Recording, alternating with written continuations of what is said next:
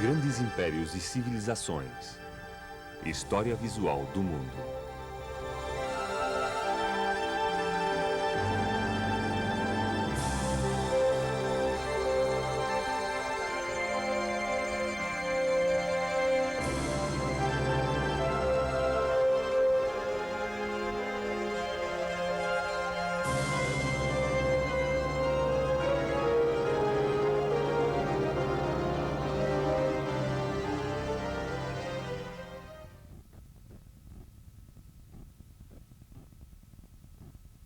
A Idade do Ferro.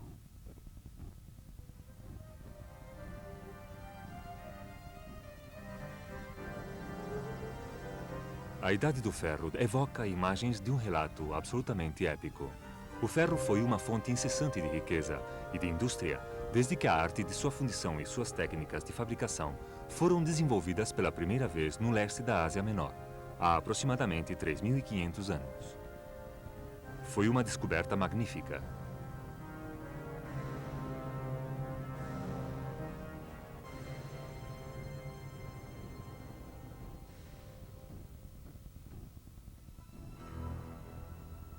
Num prazo de 500 anos, ao redor do ano 900 a.C., tinha se expandido a Índia e 300 anos mais tarde a China. Ao redor desta época chegou aos povos celtas da Europa Central e do Norte, e ao cabo de outros 500 anos também era utilizado na África, ao sul do Saara.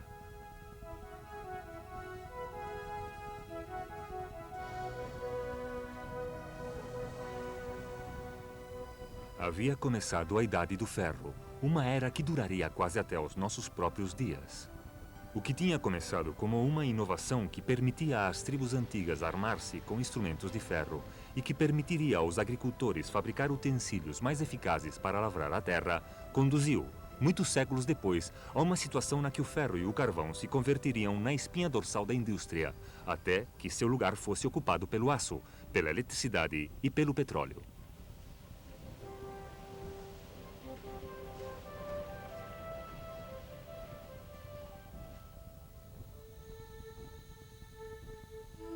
Fazendo uma retrospectiva desde o ponto de vista do século XX, a descoberta do ferro aparece como algo transcendental, quase um passo decisivo na história do mundo que afetou de diferentes maneiras e em diferentes momentos a diferentes partes do mundo.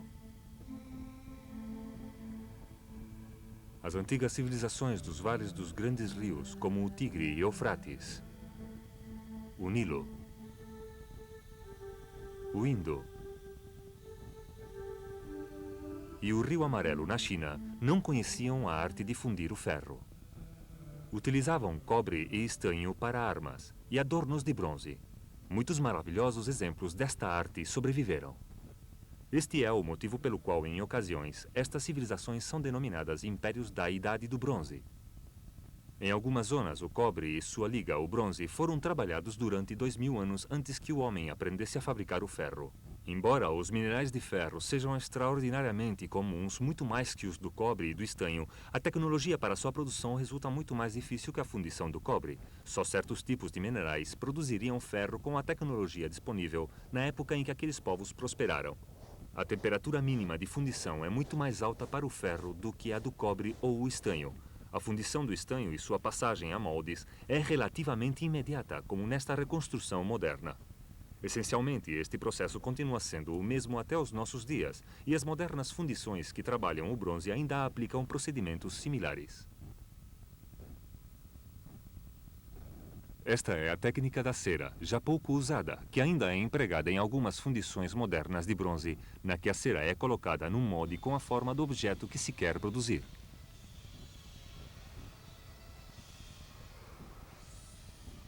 O metal derretido é vertido à continuação no molde para substituir a cera e tomar assim a forma do objeto a ser fabricado.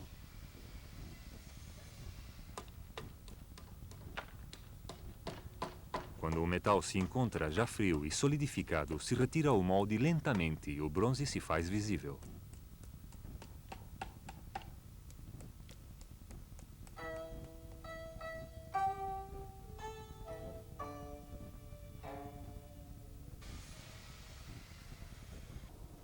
O ferro não pode ser colocado em moldes como o cobre ou o bronze. deve continuar a ser trabalhado pelo ferreiro e, segundo as condições do forno, sua qualidade pode variar consideravelmente, variando de um ferro maleável, inadequado para as armas, até uma forma de aço difícil de trabalhar.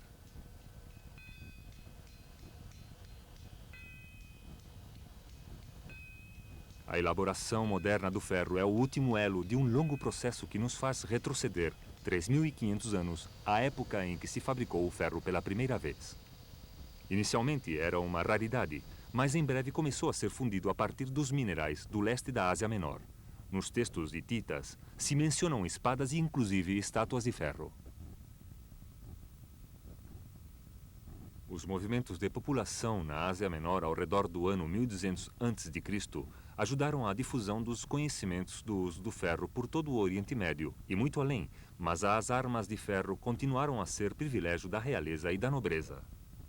Até o ano 900 a.C., os exércitos assírios não puderam dispor de punhais de ferro, mas no ano 700 a.C., à medida que se melhorava a tecnologia do ferro, este começou a ser utilizado para uma grande variedade de ferramentas e utensílios. O período que havia conduzido ao advento do ferro foi pródigo em conflitos. Porém, ao redor do ano 2000 a.C., as antigas civilizações da China, Índia,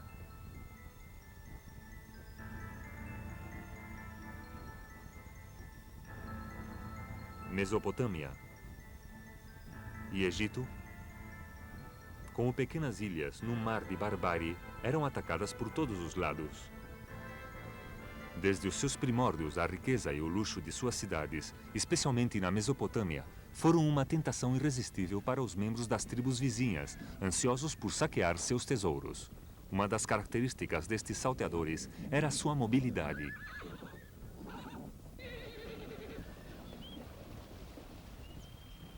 O cavalo havia sido domesticado nas terras das estepes, entre Europa e Ásia, onde hoje em dia se situa a Ucrânia.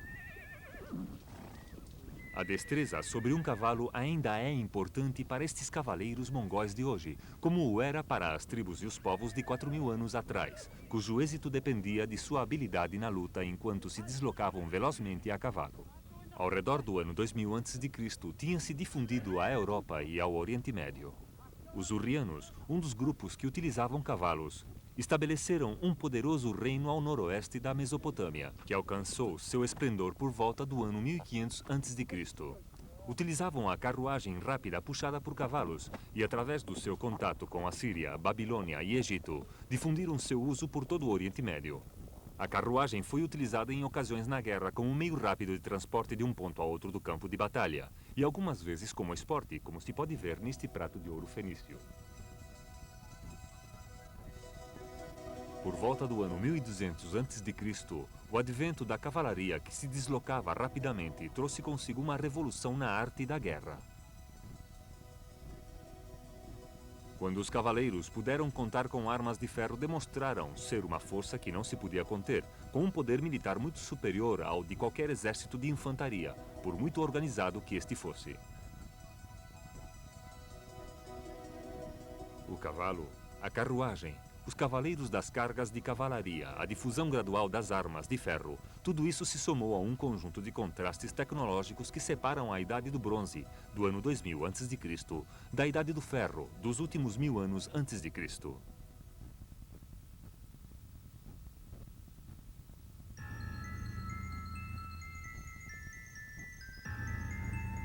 No oeste, a civilização minoica de Creta foi destruída por volta do ano 1450 a.C. por invasores de terra firme, os micênios. Estes, à sua vez, foram destruídos uns 200 anos mais tarde por uma onda de invasores bárbaros do norte provistos de armas de ferro, os dórios, provavelmente.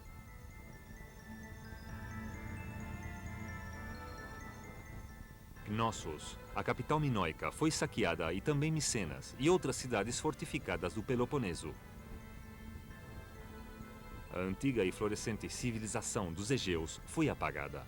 A escritura e muitas outras artes desapareceram. No século XII a.C., uma noite escura cobriu toda a região mediterrânea até a aparição das grandes cidades-estado, como Troia, Esparta, Atenas e Corinto, uns 500 anos mais tarde.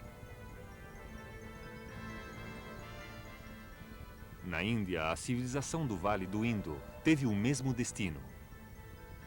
Por volta do ano 1500 a.C., foi assolada pelas tribos bárbaras do norte, provavelmente invasores procedentes do antiplano iraniano, de regiões além da grande cordilheira montanhosa do Hindu-Kush, que se autodenominaram ários, um ramo da família de povos indo-europeus, cujas ramificações ocidentais invadiram a Grécia.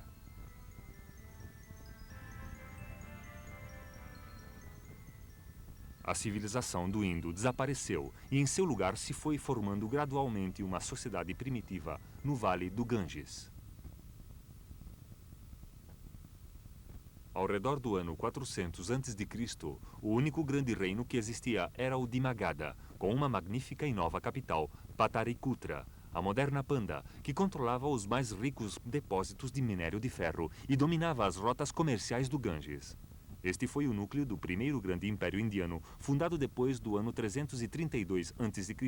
por Chandragupta Maurya e ampliado pelo seu neto Ashoka, que reuniu sob seu domínio quase toda a península indiana.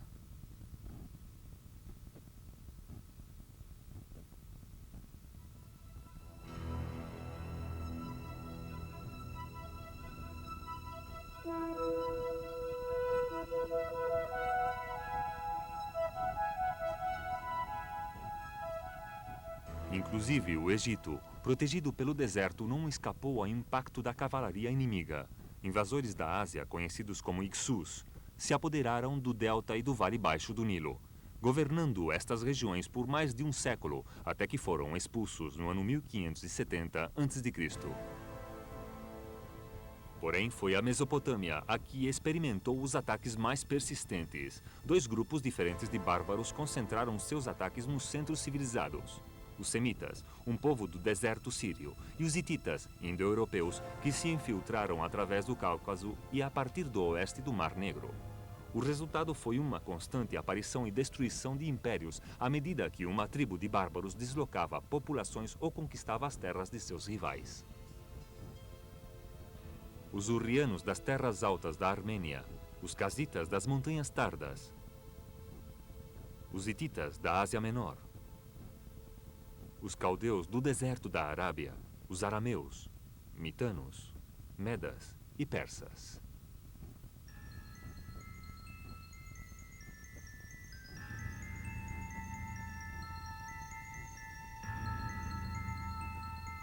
Entre todos estes, dois grandes impérios finalmente surgiram, o dos hititas e o dos assírios. Os assírios foram conquistadores sem piedade e afortunados construtores de impérios. No ano 650 a.C., seu império, com sua capital Nínive, compreendia toda a Mesopotâmia, Palestina, Síria e Egito até o sul de Tebas. Dispunham de armas de ferro, de um exército disciplinado e de uma eficiente burocracia. Mas as hordas medas e escitas acabaram com o Império Assírio e no ano 612 a.C., uma coalizão de inimigos destruiu Nínive e pôs fim para sempre ao papel da Assíria na história.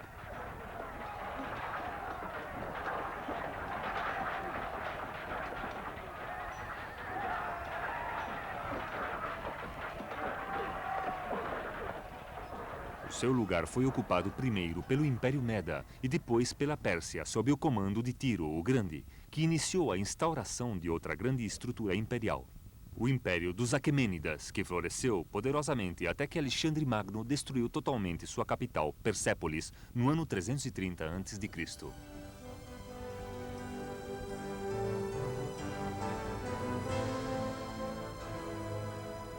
A chegada do ferro tinha sido testemunha de uma longa e turbulenta era. Mas este período também ocupou um lugar positivo na história humana. A área civilizada aumentava gradualmente. Entre os anos 2000 e 1000 a.C., uma série de comunidades surgiram ao longo das ribeiras dos rios e das planícies costeiras do sudeste da Ásia, de Bengala ao sul da China. Embora o legado cultural das civilizações da Idade do Bronze, de Creta e do Vale do Indo tenha desaparecido, na Mesopotâmia e no Egito a civilização sobreviveu com ligeiros retrocessos locais e passageiros.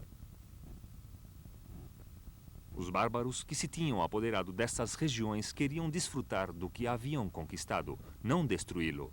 Os assírios se consideravam herdeiros e guardiões da civilização suméria e babilônica. Muitas das inscrições reais assírias não foram escritas em idioma assírio, mas em babilônico normalizado. Recompilaram e conservaram a literatura do passado mesopotâmico, copiaram sua arte. Adoraram antigos deuses como Ninhursag, a deusa da fertilidade. Deste modo, a Ásia Ocidental continuou a ser predominante ao longo dos séculos até a invasão de Alexandre Magno e a destruição do Império Persa no ano 330 a.C. Além disso, a descoberta do ferro e a rápida difusão do seu uso deu vazão a novas e grandes possibilidades de progresso, porque não só proporcionou armas para os invasores, mas também ferramentas muito mais eficazes para os agricultores que cultivavam a terra.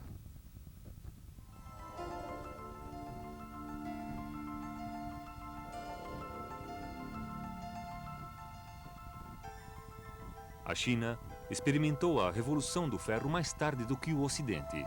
A técnica do ferro fundido foi a primeira introduzida para trabalhá-lo, e assim desde o começo foi possível a produção em série de peças fundidas. A fundição do ferro se converteu num grande negócio dirigido pelo Estado e pelos industriais a partir do ano 300 a.C. Uma das primeiras civilizações da Idade do Bronze, os Suguns, estava confinada a férteis terras ao longo do curso médio do rio Huanghe, o Rio Amarelo. Com a introdução do ferro por volta do ano 600 a.C., tudo isto mudou.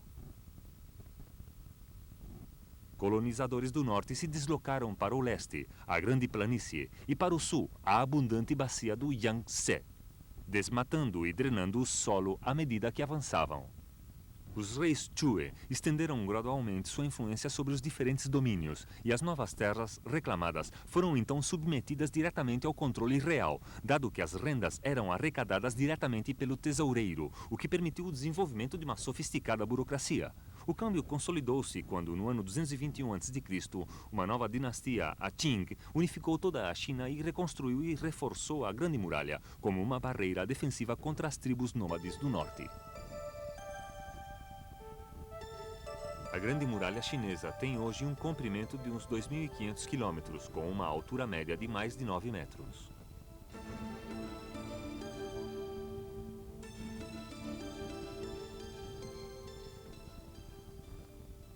O governo dos Qing, rigoroso e exigente, provocou uma reação, e até o ano 202 a.C. o governo imperial não pôde ser restabelecido pela dinastia Han, que estendeu novamente o território submetido à autoridade imperial.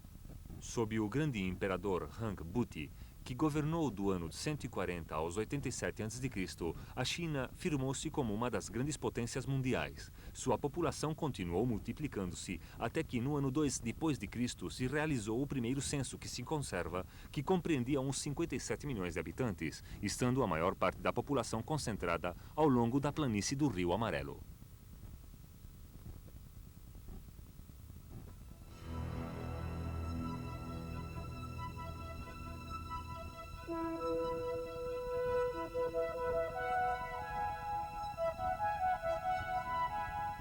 O período seguinte ao advento do ferro foi testemunha de grandes avanços no governo, embora muitos dos novos impérios surgidos após o longo período de turbulências estivessem em mãos de autoridades militares.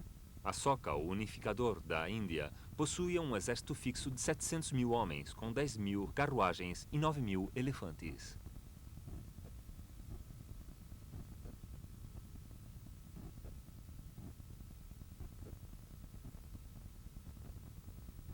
O rei da Pérsia possuía um regimento de choque de infantaria pesada, a ponta de lança do seu exército. 10 mil homens conhecidos como os Imortais, como se pode ver nestes azulejos de Persépolis. Ciro, o fundador do Império Persa, e posteriormente Dario, combateram em repetidas campanhas as incursões da hábil cavalaria escita, procedentes das estepes do norte do Mar Negro.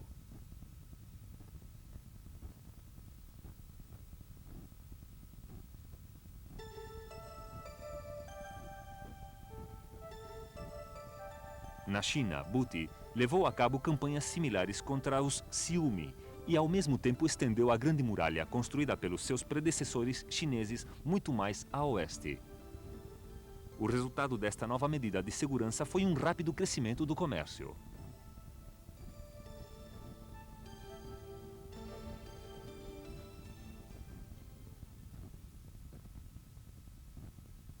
No reino persa da Ásia Central, Dario construiu uma grande estrada real que se estendia mais de 2.500 quilômetros desde Susha, ao norte do Golfo Pérsico, até Sardis, na Ásia Menor, não longe das costas do Mar Egeu. Na Índia, uma estrada similar se estendia desde o delta do Ganges até Tashira, no distante noroeste, perto do desfiladeiro de Kiber, onde se encontravam as rotas das caravanas do oeste com a Pérsia e o Oriente Médio e ao norte com a Ásia Central. Na China, a capital dos Shang, Chang'an, uma cidade de 250 mil habitantes, se achava no centro de uma rede de estradas. Todas estas obras denotavam um governo eficiente, uma das características dos novos impérios.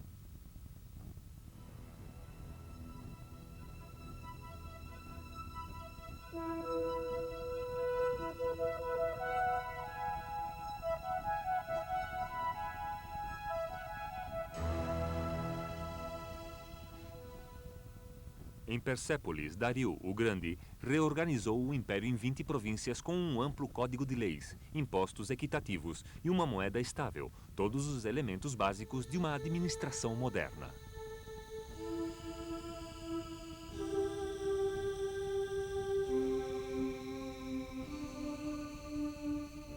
Examinando o período em sua totalidade, o avanço decisivo é o nascimento das grandes civilizações regionais.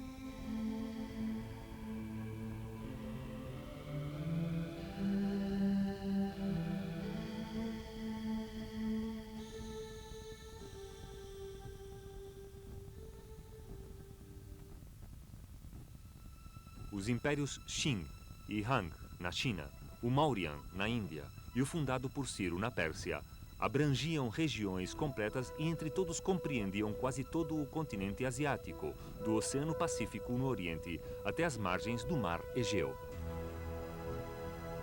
Com esta expansão haviam aparecido novas formas de governo e novas formas de administrar os vastos territórios imperiais. Só o Ocidente encontrava-se atrasado, ainda nas margens mais afastadas do mundo civilizado.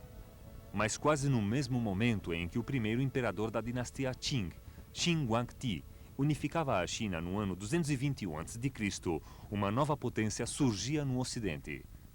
No ano 241 a.C., Roma, influenciada pelas mais antigas conquistas da civilização grega, se embarcava no caminho da expansão imperial e que no transcurso de 2 séculos converter-se-ia em dona de um vasto império mediterrâneo que a igualaria ao grande império Han no Oriente.